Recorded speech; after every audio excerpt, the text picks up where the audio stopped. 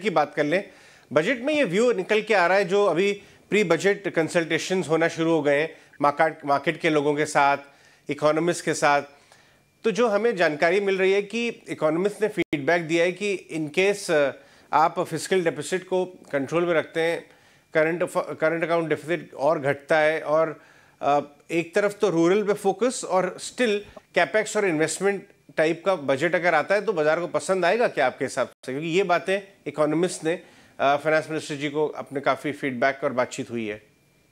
Ajay ji, actually आप देखें तो रूरल में स्ट्रेस तो बहुत है, मतलब डिमांड साइड पे। और आई थिंक वही एक रीजन था जहाँ पे जो मेन स्टेट्स थे जहाँ पे उनको इतनी बढ़िया सीटें नहीं मिली या तो सीटें कम हुई, वो रूरल ड्रिवन ही थे। तो इट्स ऑब्वियस कि रूरल में काफी तनाव है एज इन डिमांड का। तो हमें तो यही लग रहा था कि थोड़ा पॉपुलिस्ट बजट रहेगा टुवर्ड्स दैट एंड।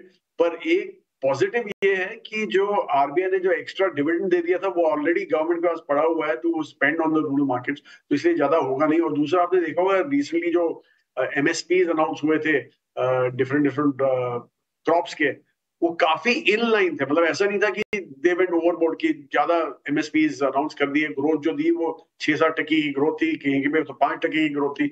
तो इट्स ऑब्वियस कि गवर्नमेंट इतना प्लेइंग टू द गैलरी नहीं कर रहा आज की तारीख में, और थोड़ा अपने आप को होल्ड बैक करके है। और दूसरा, हमने ये भी सुना है कि एक्चुअली बजट काफी फोकस रहेगा टुवर्ड्स केपेक्स एंड इंफ्रा वगैरह, क्योंकि गवर्नमेंट को भी चाहिए कि इंडिया एक सोर्सिंग बेस बन जाए, मैन्युफैक्चरिंग बेस बन जाए वर्ल्ड के लिए।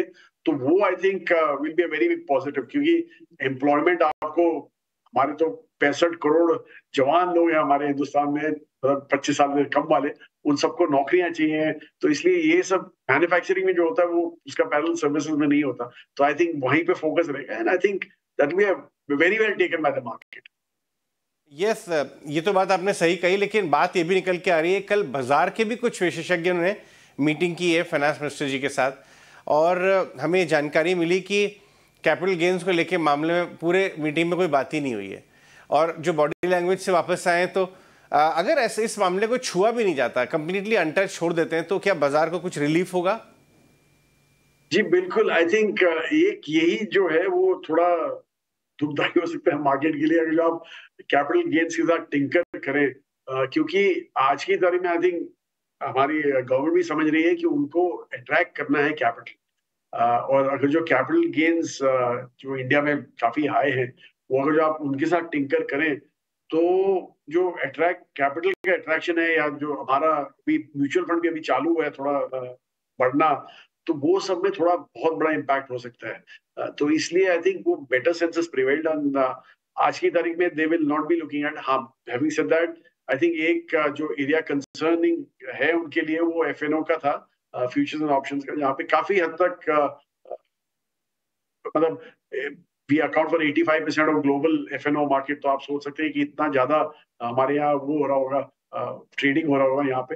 तो वो उसको कंसर्न को हटाने के लिए एक पॉजिटिव इंसेंटिव भी हो सकता है वहां पे, rather than being a negative झटका।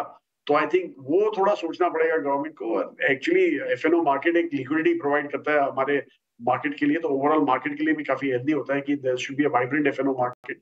बट वो थोड़ा सोच के उनको करना पड़ेगा वहां पे। आई थिंक वहां कोई एक्शन आ नहीं गया तो